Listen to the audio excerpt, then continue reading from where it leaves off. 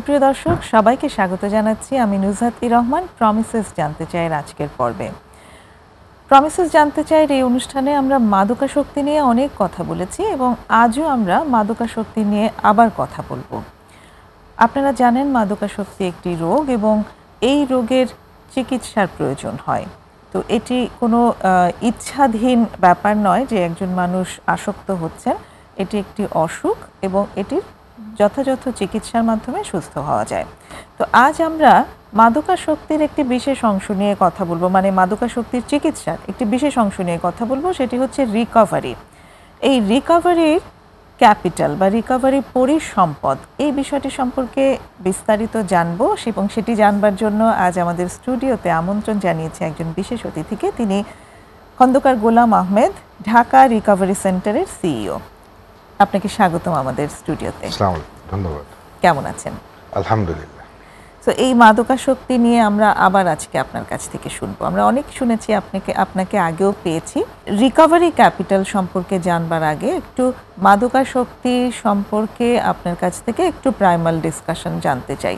একটু যদি আমাদের ছোট করে বলেন যে মাদকাসক্তি বিষয়টাকে, আমি যদিও বলেছি এটা একটা অসুখ, তারপরও আপনার ক্লিনিক্যাল পার্সপেক্টিভ থেকে যদি মাদকাসক্তিকে একটু ব্যাখ্যা করেন এবং সেটার চিকিৎসা আমরা কিভাবে করি। মাদকাসক্ত it's a brain disease, it's a chronic relapsing brain disease. প্রথমে অ্যাড্রেস করতে হবে যে অন্য যেরকম রোগ ব্যাধি আছে, এটাও একটা রোগ ব্যাধি। এইটা হচ্ছে গিয়ে মস্তিষ্কে। সো আমাদের নিউরোলজিক্যাল পার্সপেক্টিভ থেকে যদি আমরা বলি যে আমাদের যখন কোনো কেমিক্যাল রিয়াকশন যখন হয়, এটার ফাংশন, এটার শেপ যখন চেঞ্জ হয়ে যায়, তখন তার চিন্তা ভাবনা, তার অনুভূতির জায়গা, তার ব্যবহারের জায়গায় একটা চেঞ্জ আসে, পরিবর্তন আসে। সো এইটা রাতারাতি যেমন এটা ডেভেলপড হয় না, এটা দীর্ঘমেয়াদী চিকিৎসার একটা প্রসেসের মধ্যে যেতে হয় এবং এটা একটা life time journey, unlike any other diseases. So আমাদের অনেকের এই স্টিগমাটা থাকে যে চিকিৎসার প্রসেসটা কত দিনের বা কত দিন সময় প্রসেসে যাবে, বাট এটা একটা বহমান প্রক্রিয়া। It's a long journey. So প্রতিদিন একটা একটা করে স্টেপ নিয়ে যাওয়া। প্রথম ধাপটা কি? প্রথম ধাপ হচ্ছে গিয়ে একজন মাদকাসক্ত ব্যক্তির তার ডিনায়াল থেকে বের হয়ে আসা, এটা যে তার একটা রোগ, এটাকে অ্যাড্রেস করা প্রথমত। যে আমি স্বীকার করে নিচ্ছি যে আমার একটা অসুস্থতা আছে, আমার একটা ব্যাধি আছে। পরবর্তীকালে হচ্ছে গিয়ে এখন সেই ব্যাধি সম্বন্ধে যেহেতু আমার জ্ঞান প্রাপ্ত হতে হবে, কারণ আমার যদি সেই জ্ঞানটা না থাকে, আমার সেই যদি নলেজটা না থাকে আমার রোগ সম্বন্ধে, তাহলে আমার কি করণীয় সেই জায়গাটা কিন্তু তাহলে একটা বাধা হয়ে দাঁড়ায়। তারপরে হচ্ছে কি আমার প্ল্যানিংয়ের জায়গাটা, যে আমি এখন কি করব, আমার অ্যাকশনের পার্ট, আমার মেনটেনেন্স। এই কথা বলতে বলতেই এইটাই হচ্ছে কি স্টেজেস অফ চেঞ্জ, যেটা আমরা বলি pre contemplation, contemplation, planning, maintenance, এবং এর মধ্যে রিকারেন্সও থাকে। অনেক সময় যেটা আমরা রিল্যাপস বলি, অনেকে মেনটেন্স করতে করতে দেখা যায় যে কোনো এক সময় একটা ভুল হয়ে যায়, তখন দেখা যায় সে আবার পুনরায় কন্টেম্পলেশন বা প্রি কন্টেম্পলেশন স্টেজে চলে যায়। তো এখন এই প্রসেসটা একটা সাইকেল ফর আ অ্যাডিক্ট, এটা একটা লাইফ সাইকেল। এই লাইফ সাইকেলটাকে যে সুন্দরভাবে অ্যাডাপ্ট করতে পারে, বুঝতে পারে, তার জন্য জার্নিটা ততই স্বাচ্ছন্দ্য হয়। তো ওই যে যেটা বললেন যে অ্যাওয়্যার হওয়া যে এটা আসলে একটা রোগ, এই জায়গাটিতে একটা বড় আসলে ডিফিকাল্টি আছে, যেটা আমি পাই যে বেশিরভাগদেরই মনে হতে থাকে, যেটা শুরুতেই বলেছিলাম যে ইচ্ছে করলেই এখান থেকে বের হয়ে আসা যায়, কিংবা ইচ্ছা করে ব্যবহার করছে, ড্রাগ ইউজ করছে, ওটা ইচ্ছা করলেই থামাতে পারে। তো এই একটা বড় জায়গা আছে। এখন বিষয়টা হচ্ছে কি, যখন এটা আপনি disease, you are not responsible for your disease. আমি তো আমার রোগের জন্য দায়ী না, বাট আমি যখন আমার রোগ সম্বন্ধে আমার জ্ঞান প্রাপ্ত হব বা যখন আমি বিষয়টা বুঝবো, তখন এটাকে চর্চা করাটা কিন্তু আমার, তখন কিন্তু এটা আমার চয়েস যে এই অসুখটাকে কি আমি লালন পালন করব নাকি আমার রিকভারি জায়গাটা আমি চর্চা করব। তো যতক্ষণ পর্যন্ত আপনি ডিজিজ সম্বন্ধে আপনি অবগত হচ্ছেন না, তা আপনার অবচেতন মনেই আপনার উইলিংনেস থাকলেও আপনি অবধারিতভাবে আবার সেই একই পথে কিন্তু আবার হাঁটা দিবেন। তো যখন আপনার এই রোগ সম্বন্ধে আপনি জ্ঞাতার্থ হবেন এবং যখন বুঝবেন যে you are not responsible for your disease but you are responsible for your recovery, তখনই আপনার যাত্রাটা শুরু। তো এই যে শুরুর যাত্রায় আমরা আছি, শুরু থেকেই তাহলে যদি আবার একটুখানি শুনি, তারপরে আমরা আসলে রিকভারিটা একদম পরের দিকের একটা ব্যাপার, তাই তো? তো এই চিকিৎসার শুরুটা সম্পর্কে যদি আমাদের একটু জানান, একজন মানুষ অ্যাওয়্যার হলো, তারপর কিভাবে আসলে এই চিকিৎসাটা করা হয়? সাধারণত যেই আমাদের ট্র্যাডিশনাল কনসেপ্টে থাকি আমরা, আসলে এখনও আমাদের একটু স্টিগমাটাইজ সোসাইটি। যখনই বলি কোনো সাইকিয়াট্রিস্ট বা সাইকোলজিস্টের শরণাপন্ন হব, তখন মনে করি যে আমার একটা মানসিক ব্যাধি। যেমন জাস্ট ওই কয়দিন আগে আমাদের ওয়ার্ল্ড মেন্টাল ডে চলে গেল। তো সেই জায়গায় যখন আমরা একজনের ডক্টরের শরণাপন্ন হই, তখন বলি যে মানসিক সমস্যা না, ঠিক হয়ে যাবে। তো আমাদের এই অ্যাকচুয়ালি এই জায়গাটাকে অ্যাড্রেস করতে হবে। আমরা যখন প্রপারলি অ্যাড্রেস করতে পারবো, তখনই কিন্তু আমাদের জন্য সুবিধা। তো চিকিৎসার প্রথম ধাপটাই থাকে একটা অ্যাসেসমেন্টের জায়গা। আপনি যখনই একজন ডক্টরের কাছে যাবেন, যেমন আমার যদি অন্য কোনো অসুখ হয়, না হার্ট ডিজিজও হয়, ডক্টর কিন্তু প্রথমে আমাকে একটা অ্যাসেসমেন্ট দেয়, কিছু টেস্ট রান করে, সেটার উপর তখন সে নির্ণয় করে যে আমার কোনো হার্টের প্রবলেম আছে কি না, সার্জারিতে যেতে হবে কি না, বা মাইনিউট কোনো মেডিকেশন খেলেই ঠিক হয়ে যাবে কি না। সো আপনি যে ডিজিজে আক্রান্ত নাকি, সেই বিষয়টাকে চিকিৎসার কোন আয়াতে আপনার আসতে হবে। আপনি কি ট্রিটমেন্টের ভিতরে যেতে হবে, ইনপেশেন্ট দিয়ে প্রসেস দিয়ে যেতে হবে, নাকি শুধু কাউন্সেলিং ফ্যামিলি সাপোর্টের জায়গাটাই যথেষ্ট, নাকি সাপোর্ট গ্রুপে সহায়তা নেওয়া যায় নাকি। সো ইনিশিয়াল স্টেজে আসলে এক একজন ব্যক্তির এক এক রকম কাস্টমাইজ প্ল্যান থাকে, সবার জন্য একই রকম না। But usually full blown addict আমরা যেরকম দেখে আসছি ট্র্যাডিশনালি, তার একটা চিকিৎসা পদ্ধতি দিয়ে যেতে হয়। তো চিকিৎসার প্রথম পদ্ধতিটাই হচ্ছে গিয়ে মেডিকেল ডক্টররা থাকেন, তারা ডিটক্সিফিকেশনের প্রসেসটার মধ্যে নিয়ে যান, তারপর শুরু হয় গিয়ে প্রোগ্রাম। সো এক একটা ট্রিটমেন্ট সেন্টারে এক এক রকমের প্রোগ্রামের প্রথা থাকে। মানে এভিডেন্স বেসড যেটা আমি বলছিলাম, যে এটার একটা পরিমাপ করা যায়। যেমন আমার জ্বর কতটুক, আমি যদি আমার সাইন সিমটম বলি, তাহলে থার্মোমিটার দিলে কিন্তু বোঝা যায় যে আমার 101 না 102 জ্বর আছে কিনা। সো এটা একটা প্যারামেট্রিক আছে। সো রিকভারি ক্যাপিটাল বা সম্পদ বা পরিসম্পদ বলি, এটা ইউজুয়ালি 3টা ভাগে ভাগ করে থাকি। একটা হচ্ছে কি পার্সোনাল, আর হচ্ছে কমিউনিটি বা সোশ্যাল, এটা একটা আছে, আর আরেকটা হচ্ছে ফ্যামিলি বা সোশ্যাল আর কমিউনিটি আরেকটা। সো এই 3টা অ্যাসপেক্টে হচ্ছে কি রিকভারি ক্যাপিটাল। আর রিকভারি ক্যাপিটালের হচ্ছে ট্রিটমেন্ট প্রসেসে যেরকম ট্র্যাডিশনে আমরা অ্যাবস্টিনেন্স থেকে খুব বেশি এমফেসিস করি। যেমন একজন ট্রিটমেন্ট থেকে বের হওয়ার পর সে সোবার আছে নাকি, এটা কিন্তু তার একটা প্যারামিটার। মানে ড্রাগ মুক্ত আছে, ড্রাগ মুক্ত আছে নাকি, অ্যাবস্টেইন আছে বলতে আমরা ড্রাগ মুক্ত, নেশা মুক্ত আছে নাকি, মাদক থেকে মুক্ত আছে নাকি। বাট এই প্রোগ্রামেরটা হচ্ছে কি রিকভারি ওরিয়েন্টেড, রিকভারির উপর খুব এমফেসিস করে। সো প্রথম ভাগে যেটা বললাম পার্সোনাল, অর্থাৎ ব্যক্তিগত রিকভারি, এটা 2টা ভাগে ভাগ করা যায়। একটা হচ্ছে কি আপনার ফিজিক্যাল, আর আরেকটা হচ্ছে কি আপনার হিউম্যান। ফিজিক্যালটা খুব স্বাভাবিক, যে আপনি শারীরিকভাবে এখন আগে থেকে কতটুকু ওয়েল ফিল করছেন। যেমন আমরা বলি না যে ফিজিক্যালি, মেন্টালি, ইমোশনালি, স্পিরিচুয়ালি এই গ্রোথটার কথা বলি। সো খুবই সিমিলার, যে আপনি ফিজিক্যালি কতটুকু স্টেবল, আপনার ফিটনেসের জায়গাটা কতটুকু। আর চিকিৎসা পদ্ধতি ব্যয়বহুল, যত যাই বলি না কেন, একটা ব্যয়বহুল প্রক্রিয়ার মধ্যে দিয়ে যেতে হয়। সো ফিনান্সিয়ালি আপনি কতটুকু এখানে স্টেবল, আপনি যদি জব থাকে বা বিজনেস থাকে, আপনার কি কোনো, আমাদের অনেকেই এখন ইদানিং ইন্স্যুরেন্স থাকে, হেলথ ইন্স্যুরেন্স কভার করে কি না। কারণ আপনি যখন চিকিৎসা পদ্ধতির জায়গাটা, আপনি অর্থনৈতিক জায়গাটা চিন্তা করবেন, অনেকে কিন্তু থেমে যায়। অনেকে চিন্তা করেন না আসলে এই প্রসেসটা অনেক লম্বা, বা আজ করি বা কাল করি। বাট আপনি যখন ফিনান্সিয়ালি আপনাকে যদি কোনো ইন্স্যুরেন্স কভার করে, বা পরিবার থেকে যে সাপোর্টটা দেয়, এটা কিন্তু আপনাকে অনেক হেল্প করে আপনার রিকভারি জার্নিতে। তো এইভাবে ফুড, শেল্টার মানুষের খুব বেসিক নিড। মানে এটা আমার ভালো একটা থাকার জায়গা আছে কিনা, ফুডটা এনশিওর করতে পারছে, কারণ সেই ট্রিটমেন্ট প্রসেস থেকে বের হলে, এটা আমাদের অভিজ্ঞতা থেকে দেখেছি যে ফ্যামিলি থেকে বলে যে না অনেক করেছে, ট্রিটমেন্ট প্রসেসে দিচ্ছি, এইবারই শেষ পয়সা, সর্বোচ্চ দিয়ে দিচ্ছি, বের হলে কোথায় থাকবে, কি খাবে, এগুলো আমাদের কোনো চিন্তা ভাবনা নেই, ভাই পারলে একটা জব দিয়ে দেন ওকে। তো যেন আমরা চিকিৎসা পদ্ধতির দায়িত্ব নিই, যেন তার পুরো জীবন পরিচালনারই দায়িত্ব নিয়েছি। কিন্তু সেই ছেলে বা মেয়ে যখন ট্রিটমেন্ট থেকে বের হয় তার একটা প্রপার শেল্টার আছে কিনা, তার ক্লোদিংস আছে কিনা, তার খাওয়া আছে কিনা, তো এই জায়গাটা ইনশিওর করাটাও কিন্তু খুবই জরুরি। এবং সেটাও একটা রিকভারি ক্যাপিটালের মধ্যে পড়ছে, যেটাকে আপনি বলছেন ফিজিক্যাল। জি, সো আমাদের একটা বিরতির সময় হয়ে এসেছে, আমরা বাকি অংশটুকু বিরতির পরে এসে শুনছি। দর্শক সঙ্গেই থাকুন, আমরা শুনছি রিকভারি ক্যাপিটাল নিয়ে খন্দকার গোলাম আহমেদের কাছ থেকে। বিরতির পরে এসে আবার শুনবো।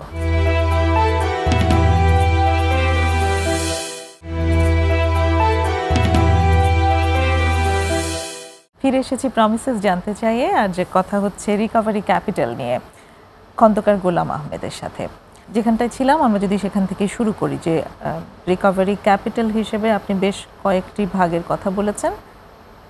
একটি হচ্ছে পার্সোনাল রিকভারি ক্যাপিটাল, যেগুলো তার মধ্যে একটি অংশ হচ্ছে ফিজিক্যাল। তার মধ্যে আপনি বলেছেন যে তার দৈহিক স্বাস্থ্য কেমন এবং তার মানে বের হওয়ার পরে তার বাকি সাপোর্টগুলো আছে কিনা, তার থাকবার মতো বাসস্থান আছে কিনা, প্রতিবেলায় খাবারের যোগান আছে কিনা, তার হেলথ ইন্স্যুরেন্স আছে কিনা সেটাও বলেছেন। একই সাথে বলেছেন যে তার কোনো জব বা ইনকাম সোর্স আছে কিনা, কিংবা তার ফ্যামিলি তাকে সেগুলো প্রোভাইড করবার মতো প্রস্তুত কিনা। জি, ফিজিক্যাল যেটা বললাম, ওই পার্সোনালের মধ্যে আরেকটা হচ্ছে কি আপনার হিউম্যান। আচ্ছা, হিউম্যান। হ্যাঁ, তো এটা হচ্ছে কি যেমন প্রত্যেকটা মানুষের কিছু ভ্যালুজ, কিছু নলেজ থাকে। সো প্রতিটা মানুষের এই একজন রিকভারি যখন সে তার পদার্পণ করলো, তার কিছু ভ্যালুজ, পুনরুত্থান, আমরা তো রিকভারি জায়গাটা যখন বলি, তার he has got to be knowledgeable, he has to know about his problem, his disease. এটা খুবই জরুরি তার এই সম্বন্ধে জ্ঞানটা রাখা। আর আরেকটা জিনিস হচ্ছে কি, এটা আমার মনে হয় প্রতিটা মানুষেরই একটা বেসিক, যে what is the meaning of your work, purpose in life. যেমন আমরা যদি আজকে ঘুম থেকে উঠি, আমার একটা পারপাস থাকে, আমার একটা কাজের একটা গতি থাকে, যে আজকে সকালে উঠে আমার এই কাজগুলো করতে হবে। সো আপনি যখন একটা লাইফের পারপাস দিতে পারবেন, এইটা তার পার্সোনাল রিকভারি ক্যাপিটালটাকে অনেক বেশি বৃদ্ধি করে দেয়। যদি পারপাসহীন থাকে, তাহলে ওর ডিসিপ্লিনের জায়গাটা থাকে না, সে কি করবে সে কিন্তু সেই জায়গাটা জানে না। সো একজন মাদকাসক্ত ব্যক্তি যখন দীর্ঘমেয়াদী সে মাদকাসক্ত থাকে, সে কিন্তু তার পারপাসটাই ভুলে যায়, সে কি তার নিজের সত্তার জায়গাটা কিন্তু ভুলে যায়। আচ্ছা। সো নতুন করে যখন তার রিকভারি জার্নি, তার ওই স্ট্রেংথটাকে রিকগনাইজ করা, তার উইকনেসটাকে অ্যাড্রেস করা, এবং এইটা রিকভারি ক্যাপিটাল অনেকটাই সহায়তা করে টু গেইন দ্যাট পার্সপেক্টিভ। আপনার লাইফের পারপাসটা কি। আরও ছোট ছোট জিনিস আছে যেগুলো আমরা অনেক সময় ওই যে সাইকোসোশ্যাল ক্লাসগুলোতে করি, সফট স্কিল ডেভেলপমেন্ট করি, ইন্টারপার্সোনাল স্কিল, আরেকটা মানুষের সাথে তার সম্পর্ক জায়গাটা, এটা খুব বেশি করে আপনার ফ্যামিলি ডাইনামিকটা বন্ড তৈরি করার জন্য। এটা যে কোনো কমিউনিটিতে বলেন, একজন ব্যক্তির সোসাইটির যে কোনো অ্যাসপেক্টে বলেন, ইন্টারপার্সোনাল স্কিলটা খুবই বেশি প্রয়োজন, সফট স্কিলের মধ্যেই পড়ে। আরেকটা খুব ছোট করে না বললে না, বলি আমরা 3S, কিছুক্ষণ আগে একটা আলাপ হচ্ছিল, যে সেলফ অ্যাওয়ারনেস, আপনি নিজের সম্বন্ধে কতটুকু সচেতন। কারণ আমি তো আমার জীবনের যখন মাদকাসক্ত জীবনে 8, 10, 15 বছর কাটালাম, আমার তো নিজের সম্বন্ধে সেই সচেতনতা নেই। ফিজিক্যালি বলেন, যে মেন্টালি, ইমোশনালি সেই জায়গাটা আমার একদম অসচেতনভাবে থাকা।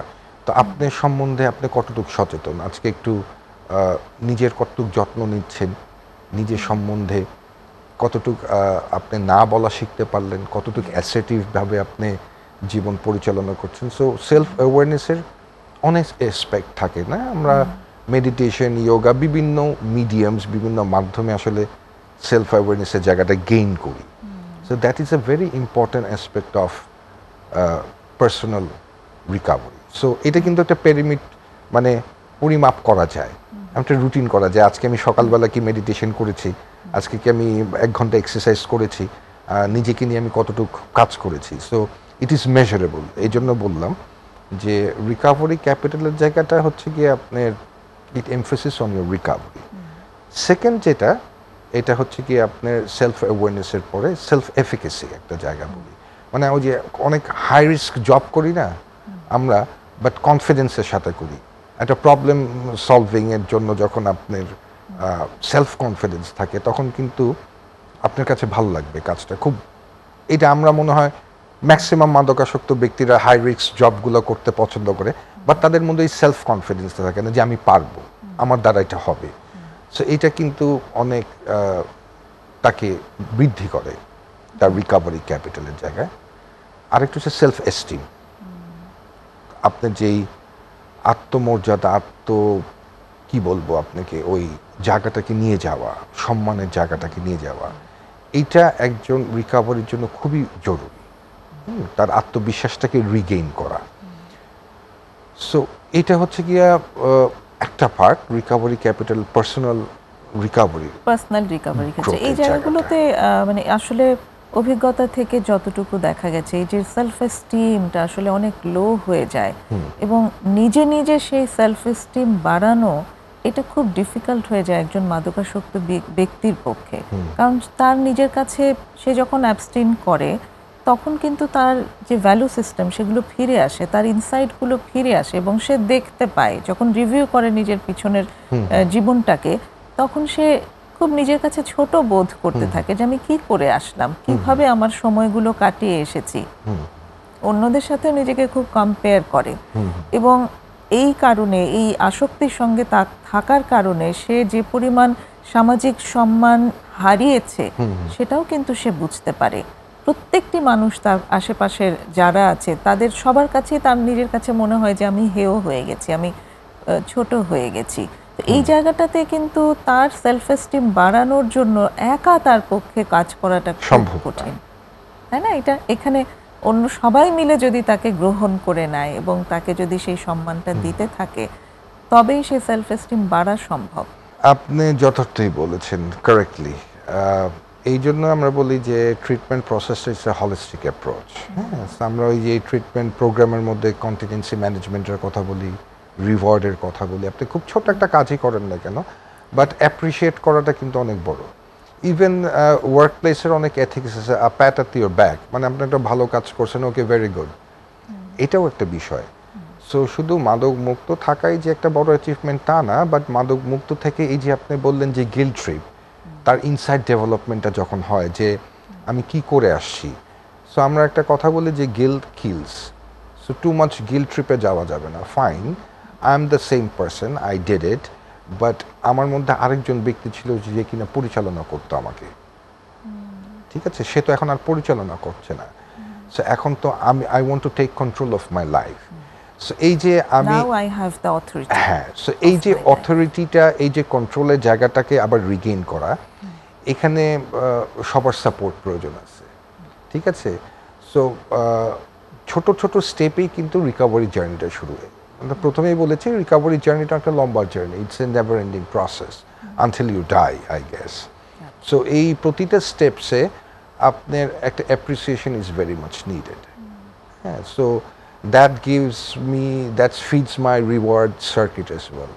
So ছোট ছোট করে যখন আপনি যাবেন তখন আপনার এই যে সেলফ এস্টিমের জায়গাটা তখন গ্রো করে, সেলফ কনফিডেন্সের জায়গাটা গ্রো করে, তখন কিন্তু আপনাকে একটা হাই রিস্ক জব দেওয়া যায়। আমি একটা এক্সাম্পল বলি আমার কেস স্টাডি নিয়ে। জি প্লিজ। আমার কাছে একজন ক্লায়েন্ট ছিল, তার মিড-30s এর মধ্যে আছে। তো পড়াশোনা খুব আর্লি স্টেজে ড্রপ আউট করেছে, দীর্ঘদিন সে মাদকের সাথে তার ভালোবাসাই ছিল বলতে গেলে। এখন এই ভালোবাসার তো একটা বিচ্ছেদ হয়েছে। এখন বিচ্ছেদ হওয়ার পর তার বাবা তাকে কোনো রকমভাবে ট্রাস্ট করে না যে তাকে ব্যবসায় কোনো পয়সা দিবে, বা সে আদৌ এটাও বিশ্বাস করে না সে চাকরি করতে পারবে। হয়তোবা প্রিভিয়াসলি সে 2-1 রেফারেন্স দিয়েছিল, সেটা ফেল করেছে। এখন আমাকে বলতেছে কি করব। আমি খুব ছোট ছোট কাজ দিয়ে শুরু করতে পারেন। ধরেন দেখা গেছে বাসার কোনো কিছু একটা কেনার কথা বললেন, বা যেহেতু আপনি দেশে থাকেন না বিদেশে থাকেন, ছোট ছোট কিছু টাস্ক দেন তাকে। তখন বলে হ্যাঁ টাকাটা যদি নষ্ট করবে। আমি সেই নষ্ট করবে কে? নিশ্চয়ই আপনার ছেলেই করবে, অন্য কেউ করছে না। বাট ওকে তো চেষ্টা করতে দিবেন। ওকে যদি চেষ্টাই না করতে দেন, প্রথমে ওকে তো কখনোই সে টাকা হ্যান্ডেল করতে পারে নাই, ফিনান্সিয়ালি সে কেপেবল ছিল না। সে যখন মাদক গ্রহণ করতো পয়সাটা নষ্ট করে ফেলতো। হয়তো বা এখনও করবে, বাট মাদক গ্রহণ করে না।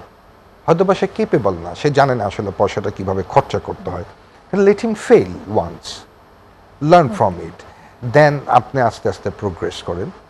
তো ওভার দ্য ইয়ার্স ছোট ছোট পদক্ষেপে গিয়েছে, এবং ওই যে ট্রাস্টটা বিল্ড করা তার ছেলের উপর, ওই যে রিলেশনশিপের জায়গাটা, ইন্টারপার্সোনাল স্কিলের জায়গা বললাম যে ছোট ছোট করে বিল্ড করলো, এখন হি ইজ কোয়াইট হ্যাপি।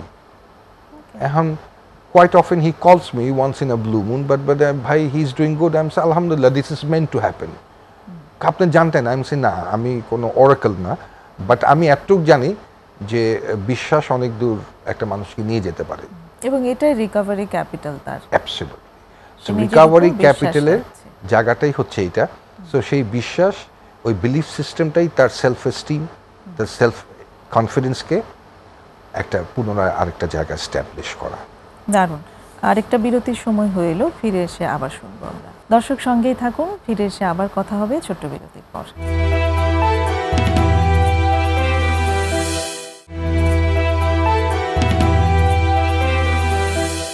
ফিরে এসেছি আবারও প্রমিসেস জানতে চাইয়ে। আজ কথা হচ্ছে খন্দকার গোলাম আহমেদের সাথে রিকভারি ক্যাপিটাল নিয়ে। রিকভারি ক্যাপিটাল, আপনি পার্সোনাল যে ক্যাপিটাল সেই জায়গাগুলো এক্সপ্লেন করেছেন, এর পরের গুলো কি?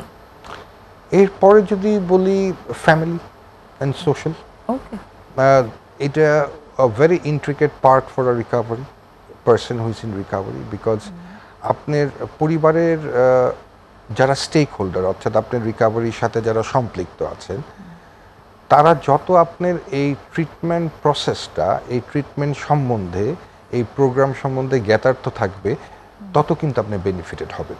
আচ্ছা, যেটা বলছিলাম যে ওই যে ছোট ছোট কাজ দিয়ে ছেলেকে বিশ্বাস করা, তার ট্রাস্ট বিলিফ সিস্টেমটা, সে কিন্তু অ্যাকাউন্টেবিলিটি নিত যে বাবা কি করছো, কি হচ্ছে, এবং সে জবাব দিত যে আমার এই এই প্রসেস দিয়ে যাচ্ছি, এই এই ভুলগুলো হচ্ছে, এবং সে তাকে কারেক্ট করে দিত। সো এই যে প্রসেসটাকে ট্রাস্ট করার তার বাবার এবং তার মায়ের, তার আশেপাশে যারা আছে, এটাকে কিন্তু তার বিলিফ সিস্টেমটাকে আরও স্ট্রং করেছে। আচ্ছা। সো পরিবারের যে যে সদস্যরা যত উইলিং থাকে এই প্রসেসের সাথে সম্পৃক্ত হতে, তার রিকভারি ক্যাপিটাল তত হাই। আচ্ছা, কারণ আমি অনেককে দেখেছি, যেটা আপনি বলেছিলেন, অনেকের তো উইলিংনেস থাকে, সদিচ্ছা থাকে, তারপরেও তারা দাঁড়াতে পারে না। তাদের রিকভারি ক্যাপিটাল অন্য অন্য জায়গায় অনেক হাই, দেখা গেছে তার ভোকেশনাল ট্রেনিং খুব হাই, তার এডুকেশন খুব হাই, তার ভ্যালুজ নলেজ, যেটা পার্সোনালে বলছিলাম, but somehow family does not support. তার ওই সিস্টেমটা তো শুধু আর সোসাইটি দিতে পারে না, তাকে তো তার ফ্যামিলির জায়গা থেকে করতে হবে। তো পরিবার যখন এইটার সাথে সম্পৃক্ত থাকে, তার প্রসেসের ট্রিটমেন্টের সাথে, তখন তার রিকভারি ক্যাপিটাল অনেক হাই থাকে। এক্স্যাক্টলি। আমার যেমন মনে পড়ছে যে অনেক মিউজিশিয়ান এবং সিঙ্গার আমি পেয়েছি যারা অ্যাডিকশনের সাথে আছেন।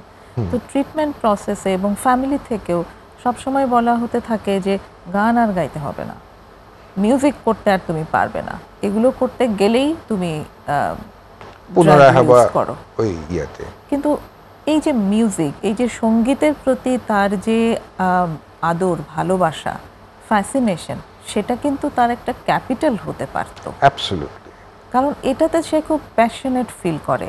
তো ট্রিটমেন্টে গিয়ে দেখা যায় ফ্যামিলি কিংবা অনেক ক্ষেত্রে যারা চিকিৎসা দিচ্ছেন, তারাও এই জায়গাটিকে একদম অবদমিত করে রাখতে চান, করে দেন রেস্ট্রিকশন, যে তুমি পারবে না। আমি একজনকে, আমার মনে আছে, ডান্স ওর ভীষণ প্রিয়, কিন্তু ওকে বলে দেওয়া হলো যে তুমি নাচতে যেতে পারবে না, কারণ তুমি নাচের চর্চা যেখানে করতে যাও সেখানেই তোমার ইউজ শুরু হয়, তো নাচ তোমার জন্য না।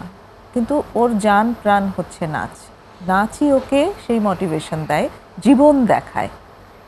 এই জায়গাগুলো নিয়ে কি বলবেন? ওই যে আপনি যেটা বললেন এই মুহূর্তে, আমি যখন ওই যে একটু পিছনে যাই, যে পারপাস ইন লাইফ, তার পারপাসটা হচ্ছে কি নাচ, সে গান গাইবে, এইটার মধ্যে সে তার লাইফের একটা মানে খুঁজে পায়, সে তার স্ট্রেসও রিলিফ করে। এখন আপনি ওই জায়গাটাকে তাকে ব্লক করে দিচ্ছেন, ঠিক আছে? সো পরিবার, এখন যে কথাটা আসলো, পরিবারের জায়গাটা সোশ্যালি যদি আপনি অ্যাকসেপ্টেড না হন, সেই জায়গায় আপনি যদি সহযোগিতা না করেন, তাহলে আপনার রিকভারি ক্যাপিটাল ওটার জায়গাটা তখন আপনি গেইন করতে পারবেন না। কমিউনিটির জায়গাও আছে। আমরা অনেক স্টিগমাটাইজ সোসাইটি। আজকে যদি আপনি আজকে এই অনুষ্ঠানের মাধ্যমে হয়তো বা আমি আমার জায়গাটা কিছুটা প্রকাশ করতে পারছি, বাট দেখা যাচ্ছে যে কোনো একটা সার্টেন স্পেসিফিক দিবসে, হ্যাঁ, 26শে জুন বা 10th অক্টোবর মেন্টাল হেলথ নিয়ে, ড্রাগ নিয়ে দুইটা র্যালি করছি, দুইটা কথা বলছি, বাট ইন জেনারেল আমরা সামাজিকভাবে পরিবারের সাথেও যখন বসি এটা নিয়ে কথা বলতে খুব অস্বস্তিকর ফিল করি। এটাকে আমরা খুব স্টিগমাটাইজ করে ফেলছি। এখন অনেকেই মনে করে চিকিৎসার সময়, আচ্ছা তুমি তো এখন নেশামুক্ত আছো, এখন পুনরায় তোমার এই নিয়ে আবার সেই কমিউনিটির বা অ্যাওয়ারনেস বা আবার ওই ট্রিটমেন্ট সেন্টার বা কোনো সাপোর্ট গ্রুপে কেন তোমার সম্পৃক্ত হবে, ওটা তো তোমার অন্য একটা লাইফ। সো ওই যে বললাম, আমাদের ওই ভ্যালুজ অ্যান্ড নলেজের অভাব, আমাদের ওই জ্ঞানের অভাব যে আসলে বিষয়টা কি। তো আমরা এইটাকে সাধারণত খুব ছোটোভাবে দেখি। এই জন্য ওই রিকভারি ক্যাপিটালের জায়গায় যখন একটা ক্লায়েন্টকে নিয়ে আমি কাজ করি, তখন ওই ট্রিটমেন্ট প্রসেসে তার ফ্যামিলি মিটিংটা কিন্তু খুব প্রয়োজন। তাকে কি চিকিৎসা দেওয়া হচ্ছে, তাকে কি বলা হচ্ছে, তার জীবন পরিচালনার জন্য কি কি বলা হচ্ছে, ওই একই তথ্য কিন্তু ফ্যামিলিকে দেওয়া হচ্ছে। দেখেন এই প্রসেস দিয়ে যাচ্ছি, এই আপনিও তাকে যত সম্ভব জায়গাটাকে সাপোর্ট করবেন, তাহলে ও রিকভারি জার্নিটা আরও স্মুথ হবে, তার ক্যাপিটালটা তখন হাই হবে।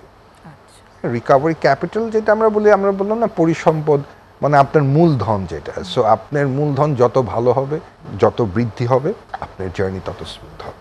এই জায়গাটাতে ওই যে ভ্যালু সিস্টেম ডিফার করে, এক এক ফ্যামিলির কিন্তু সামাজিক মূল্যবোধ বা পারিবারিক মূল্যবোধের পার্থক্য আছে। আমি এই জায়গাটা অ্যাড্রেস করতেই চাইছিলাম যে আপনি যেমন ওই যে পার্সোনালের মধ্যে বললেন যে ভ্যালু সিস্টেম, এই ভ্যালু সিস্টেম তো এক একজনের ক্ষেত্রে এক এক রকম হয়। এবার যার পরিবার থেকে সে এই ভ্যালু পেয়ে এসছে যে অ্যালকোহল তো আসলে অসুবিধা নাই, এটা খাওয়া যেতে পারে, মাঝে মধ্যে এটা খেলে চলবে, কিংবা অনেকেই আছে যে মাঝে মধ্যে গাঁজা খেলে কি বা হবে, এটা তো একটা ন্যাচারাল জিনিস, এটা নেচার থেকে হয়, পাতা থেকে পাওয়া যায়, তো মাঝে মধ্যে গাঁজা খেলে এমন কিছু ব্যাপার না। তো যেই ফ্যামিলিতে এই ধরনের ভ্যালু সিস্টেম আছে, সেই মানুষটির কাছে কিন্তু এই ভ্যালুটা আর রিকভারি ক্যাপিটাল হলো না, বরং এটা তার জন্য একটা ট্রিগার, তার জন্য এটা হিতে বিপরীত। এই জন্য এই 3 নাম্বারটা খুব ইম্পর্টেন্ট।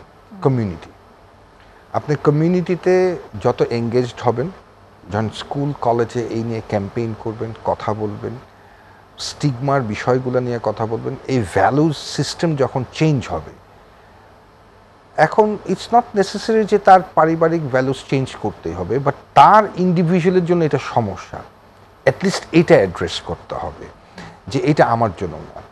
যেমন আমি আমার ব্যক্তিগত অভিজ্ঞতা থেকেই বলি, খুব স্বাচ্ছন্দ্যে জীবন যাচ্ছিল, গত 1 মাস ধরে একটু অসুস্থ ছিলাম, তো হঠাৎ করে চেক আপ করানোর পর দেখা গেল যে আমার প্রি ডায়াবেটিক বর্ডার লাইনে।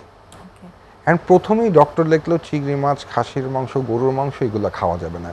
যেদিনকে এটা লিখলো সেদিনকে আমার মনে হলো বাসায় যে আজকে লাস্ট চিংড়ি মাছ দিয়ে ভাতটা খেয়ে নিই। সো এখন যদি আমি আমার এই রোগের সম্বন্ধে বা প্রি ডায়াবেটিক বিষয়টা কি সম্বন্ধে না জানি, এটাকে যদি আমি just if I don't want to gain any insight and knowledge, দেখেন আমার কিন্তু বিগত বছরে এইগুলা কোনোই নিষেধ ছিল না, বাট এখন এটা আমার জন্য প্রযোজ্য না, এটা এখন আমার জন্য না। পরিমিত খেতে হবে, এক্সারসাইজ করতে হবে, যদি না করি তাহলে আমার ওই স্টেজেসগুলা প্রোগ্রেশন, যেরকম আমাদের ইউজ অফ ড্রাগের প্রোগ্রেশন হয়, হইতে হইতে আমরা ফুল ব্লোন অ্যাডিক্টে চলে যাই, যখন আমার শিয়ার উইলিংনেসও কাজ করে না, আমার ওই ডিপেন্ডেন্সিতে চলে যেতে হবে, ওষুধে চলে যেতে হবে, পরিমিত এটাই। সো ফ্যামিলির বুঝতে হবে যে হ্যাঁ আমরা হয়তো বা সোশ্যালি অ্যালকোহল খেতাম, বাট আমার পরিবারের এই ছেলেটা এখন যে অবস্থানে গেছেন এটা ওর জন্য এখন প্রযোজ্য না, এটা ট্রিগার করে। তো ওর এই বিষয়টাই অনেক ফ্যামিলি মানতে চায় না বা বুঝতে চায় না। পারিবারিকভাবে প্রত্যেককেই নিজেদের জায়গা থেকে অ্যাওয়্যার করে সেই ম্যানেজমেন্টটা করা, কারণ পরিবারে থাকবে অ্যালকোহল কিন্তু ওই ছেলেটি খাবে না বা ওই মেয়েটি খাবে না, সেটা তো আসলে আশা করা যাবে না। এখন পারিবারিকভাবে সবাইকে এই জায়গাটা সচেতন হতে হবে। তো ওই জায়গাটা শুধু ফ্যামিলি সোশ্যাল না, কমিউনিটিতে যদি আপনি ইনভলভ না হন, তাহলে মানুষ সচেতন হবে না। এখন আমার বাসায় 3 সদস্যের মধ্যে আমার চিংড়ি মাছটাই আনে আমার জন্য, বা দেখা যাচ্ছে গরুর মাংসটা রান্না করে। হ্যাঁ, এখন একটা ওকেশনে হইলে কি এইরকম রান্না করবেন আর 5টা গেস্ট আসে, বাট আমার ফ্যামিলি কিন্তু আমার জন্য আলাদা রান্না করে দেয়। হ্যাঁ, তখন বলতে হয় যে ওর এটা ডিফারেন্ট অ্যান্ড দে রেসপেক্টেড। সেটা রেসপেক্ট করা। থ্যাংক ইউ এটা আনবার জন্য। তো আরেকটা বিরতিতে আমরা যাব, এসে আমরা একটু শুনবো যে এই মানে আমরা আমাদের পরিবার, সমাজ, এমনকি রাষ্ট্রর কাছে আসলে কি প্রত্যাশা করছি এই চিকিৎসার ক্ষেত্রে। প্রিয় দর্শক, আরেকটা বিরতি নেব, সঙ্গেই থাকুন।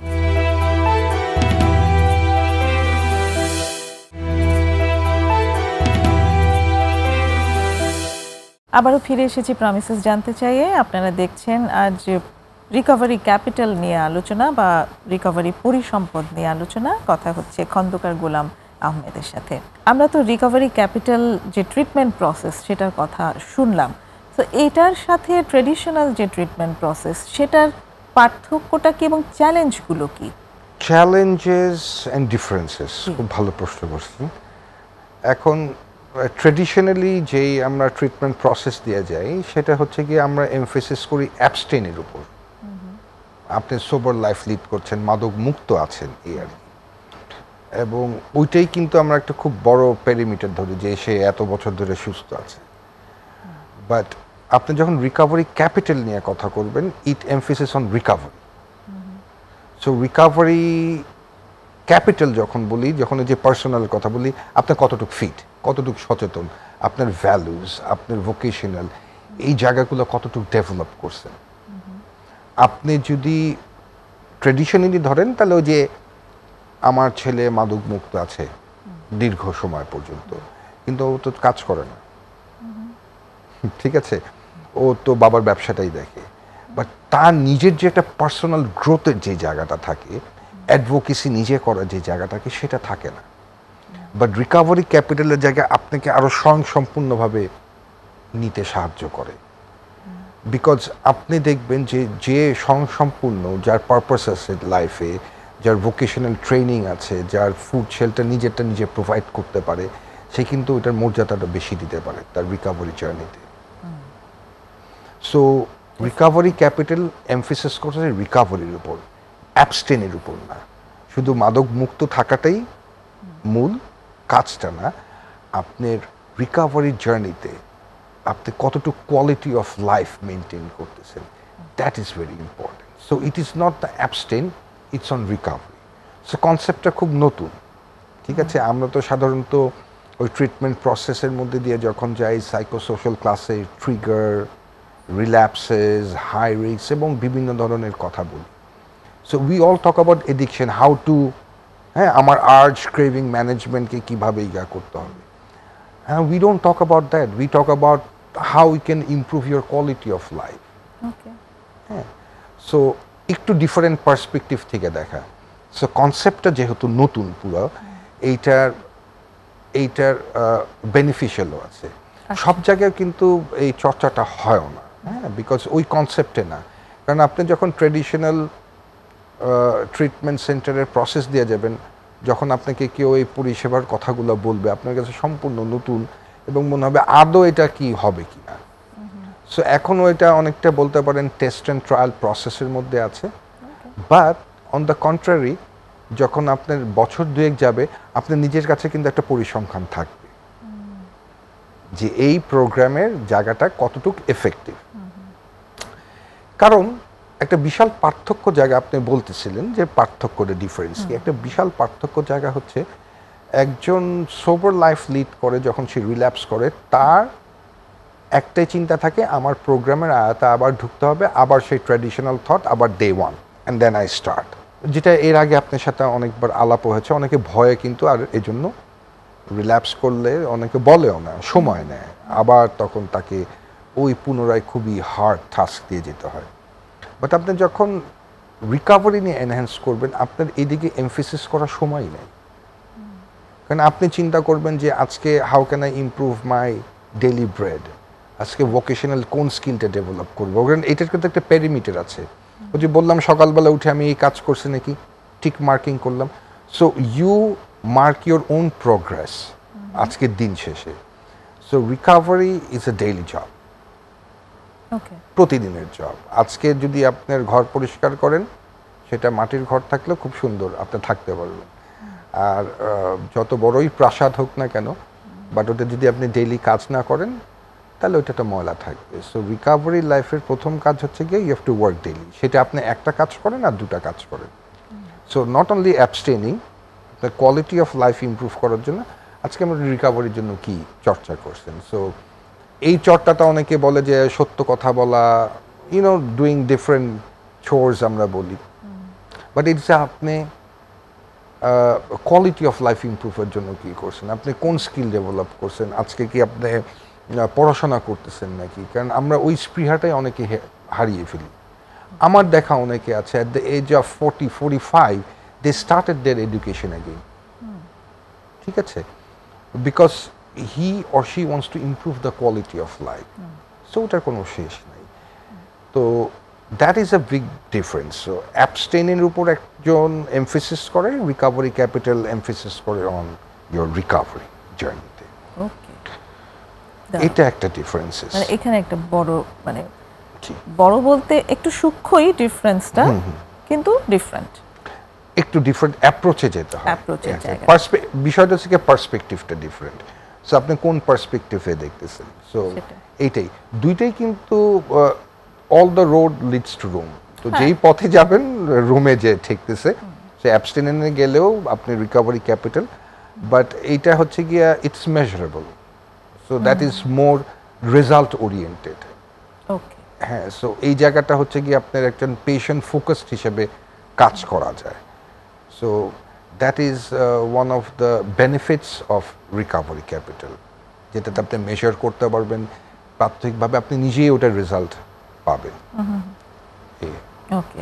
সো এবার যদি আমরা একটু আসি যে এই ট্রিটমেন্টে, সেটা অ্যাকচুয়ালি শুধু রিকভারি ক্যাপিটাল প্রসেসের ট্রিটমেন্ট তাই না, এই যে মাদকাসক্তির চিকিৎসায় নানান স্টেক হোল্ডার আসলে আছে। এই স্টেক হোল্ডারদের কাছে আমরা কি প্রত্যাশা করব এবং কি ধরনের সহযোগিতা আমরা তাদের কাছ থেকে চাই? পরিবার, সমাজ, রাষ্ট্র, ছোট করে, সময়টা আমাদের কম আছে।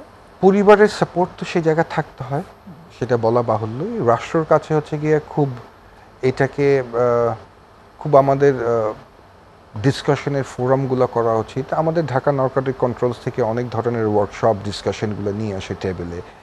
আমাদের আসলে এক্সটেন্সিভ রিসার্চ নেই এর উপর। আচ্ছা, হ্যাঁ, আমাদের বাইরে যেরকম ছোট হলেও পরিসরের রিসার্চ আছে, তাদের কাছে একটা স্ট্যাটিস্টিক আছে।